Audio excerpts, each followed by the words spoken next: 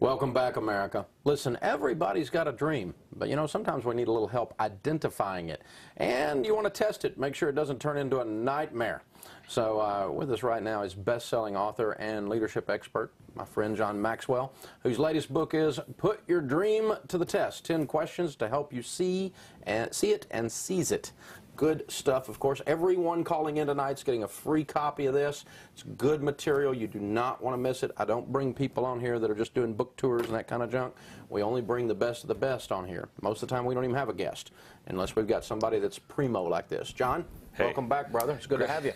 Good to see you again, Dave. Wonderful to be with you and all of the viewers. Well, we're glad to have you, man. Good stuff. Put your dream to the test. So give me a quick synopsis. Give me a thumbnail sketch. Why do I want to read this? What's in here? Dave, do you remember when you went to school in the middle of the week, your teacher would get up and say, now, on Friday, we're going to have a test. And I just want to share with you some of the questions that are going to be on the test, and I want to get you ready.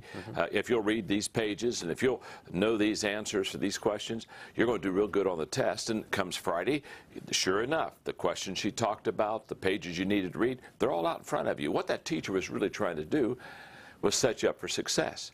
He knew the test was coming on Friday, and they also knew what the questions were going to be, so they said, we want you on the front end to get you prepared so that you can do well when you take the test. Well, this book asks 10 questions that any person who wants to pursue their dream should ask themselves, and I'm the teacher. And I'm pretty well putting this book in people's hands, and I'm saying, you're going to be tested in your dream. Dreams aren't free. And so therefore, since you're going to be tested, let me give you the questions that you need to know and get those answers so that as you pursue your dream, you're not taken by surprise. You're not blindsided. You're saying, oh, John said this was going to come up. And you can know the questions before you ever start the test journey. And it just is a phenomenal concept. And it's just been out for a very short time, but the response is already huge because people tell me many times that they go into their dream totally unprepared.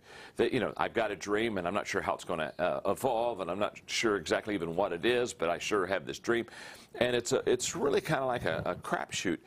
This really kind of helps a person streamline their thinking and their strategy so that they really can pursue that dream effectively. It's almost with some people like dreams are in the clouds, and so you're walking through the mist and you really don't know where the edge of the cliff is. Absolutely. And so I always think about, and I always tell people in leadership when I'm talking about dreaming is good, but you can't stop there.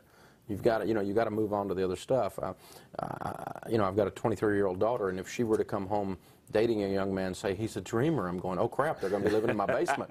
Absolutely. I don't want him to just be a dreamer. He'll be worthless. He's not going to do anything. I want him to go past dreaming and go into actually executing. Absolutely. And that's what you're talking about. Yes. It's taking us through those steps. So why do so many people have a dream, but then they never reach it? They get on their deathbed and they're saying, gosh, I should have written that book. I should have started that business. I should have, I should have, I could have, I would have, all through our lives. Well, first of all, Dave, dreams give people hope. I can tell you that dreams give people hope. That's the positive side. And nothing probably has people frustrated or disappointed more than dreams. Dreams give hope, and yet most people in that hope get highly disappointed. It's kind of like you define disappointment as the gap between expectation and reality. That's what disappointment is. And in dreams, you have this expectation, but you often get reality. And it's that gap between them that causes them to be disappointed. So when I wrote the book, I began to ask myself, how can I help them bridge the gap? How can I help them to get from reality to expectation? If we can close that gap, there are going to be a lot more people that have hope and a lot more people that won't be disappointed. And so that's kind of where I started heading, and I came up with the conclusion, which really is like the thesis of the book, Dave, that the more valid reasons a person has to achieve their dream, the higher the odds are that they will. And if I have only one valid reason, let's say I have a dream, and I only have one real good reason to do this, because the dream journey is very difficult and it's very steep and there's just a cost questions and all kind of issues. If I only have one reason to kind of hang on to that dream, it's probable that I'll quit and never achieve it. But let's say I have 7 reasons. I mean, they're valid reasons For me to receive and achieve this dream, now, I mean, I'll get some stuff knocked out of me, and I might lay aside a couple of them, but it's hard to lay aside 7 good, solid reasons. And so the whole issue is most people don't achieve their dream. I don't think because it's not necessarily a valid dream. They don't achieve their dream because they have never discovered the right reasons to achieve that dream. And the valid reasons that we have, which increases the odds of achieving the dream, I turned into the 10 questions. So when I started this book, I said, how many valid reasons are there to achieve a dream? And I just went wild. I just kept writing and writing like you would in a kind of a creative sense. I got 33. And then I began to reduce those valid reasons down to 10. And when I got the 10 valid reasons for achieving a dream, I put those reasons in the form of questions. And that's, so the questions substantiate the thesis. The thesis is the more valid reasons you have to achieve your dream, the higher the odds are that you will. What was the first question? The ownership question. And that's a huge question. The ownership question simply asks, is my dream really my dream? Mama wanted me to be a lawyer. That one won't cut it. Yeah. You got it. And Dave, think about it. When we start dreaming, it is almost always someone else's dream. Because we start dreaming as children. And what do we get as children?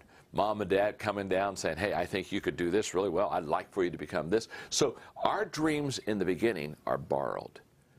They're given to us with somebody else. My parents, I can still remember, Dave, when I was 6 years old, Mom and Dad sitting down with me and saying they thought I was musically gifted and that they wanted me to take piano lessons. Well, I had no clue whether I was musically gifted, but I was 6 years old, and if my parents wanted me to take piano lessons, no problem. And so I took piano lessons, and I'd walk down a half a block on our street to Wayne Reno's house, and I would start the little C scale out, and probably within the first month, Wayne Reno realized I was not musically gifted. Hey, and after my first recital, you go to that piano recital, after that first recital, and I heard Elaine Mosley, my neighbor, play a piano piece much harder than mine, and she hadn't been taking piano long as I had, I realized I didn't have that gift. But you see, my parents never caught on. You see, they thought I had that gift, you follow me? So here I am, I'm practicing away, and they're applauding, and they're all excited. And from the 1st grade to the 5th grade, I took piano lessons. Was I any good? No. Was I gifted? Not at all. But it was a dream that I borrowed. It was given to me. Now, here's what happens with our dreams. Since in the beginning, our dreams are usually borrowed and given to us by someone else, that becomes very natural to us. So as we grow older, it doesn't seem strange to have a borrowed dream. Isn't that, as an adult, isn't that kind of lazy, though, mentally, emotionally lazy? I think it is, but it's still is, it's acceptable. And so when I'm a salesperson, I get a quota, and they call that a goal. Well, that's somebody else's dream. Yeah. Oh, my gosh. Oh, this happens all the time. This happens all the time, and we don't feel it odd because that's how we begin dreaming. So that's why I think adults that are my age, your age, they still haven't owned a dream. And they're not owning a dream because they've always been used to, now maybe it's a boss, maybe it's a spouse, maybe it's a good friend, that they're kind of living someone else's dream. And if you live someone else's dream, it's not your dream, and then you're not going to put the cost into it. You're not,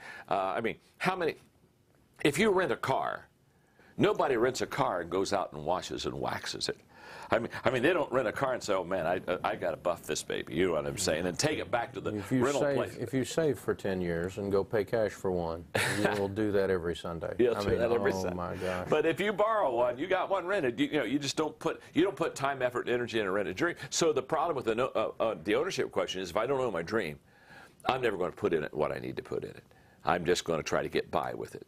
And owning a dream takes me from a believer in the dream to a buyer. And when you're a buyer, you'll bet on yourself.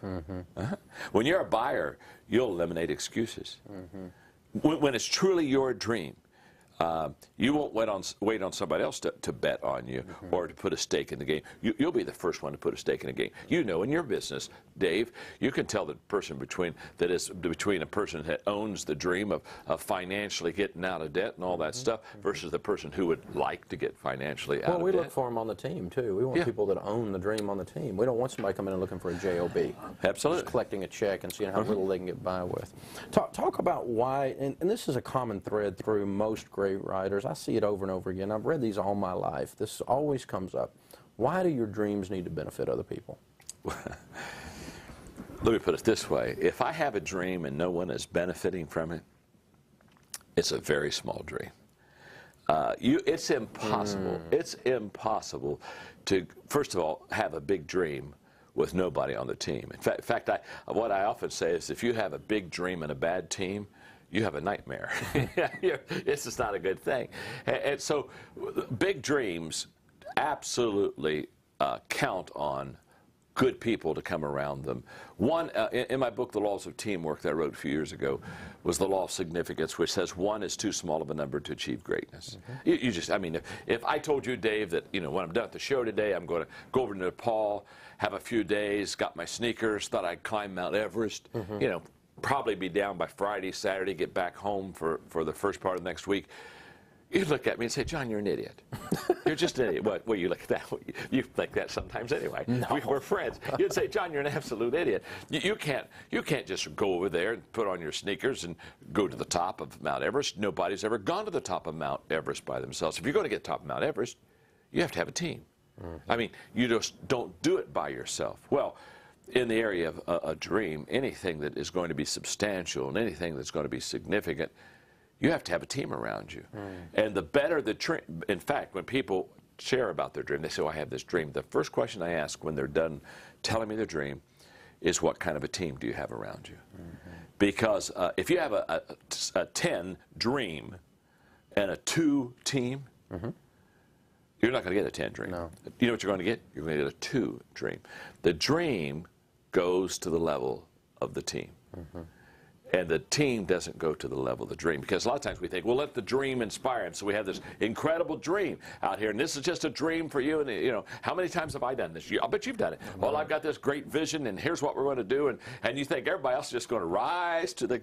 And, you know, some of them are down there having picnic. And they're not moving at all. And so a long time I learned that what you need to do is you get a great dream, but don't expect the great dream to drive the team up to the top. You have to have a great team that has that personal commitment and self-discipline themselves to improve themselves to be able to reach that dream. It transfers over. That's Absolutely. Stuff. The book is Put Your Dream to the Test. Everybody's getting a copy of it tonight. It's good stuff. 10 questions to help you see your dream and seize your dream. This guy's on top of it. John Maxwell, one of the top leadership writers in America today. And you can buy it on our website at daveramsey.com at a discounted rate, of course, or you can be sure to check out John's personal website, johnmaxwell.com.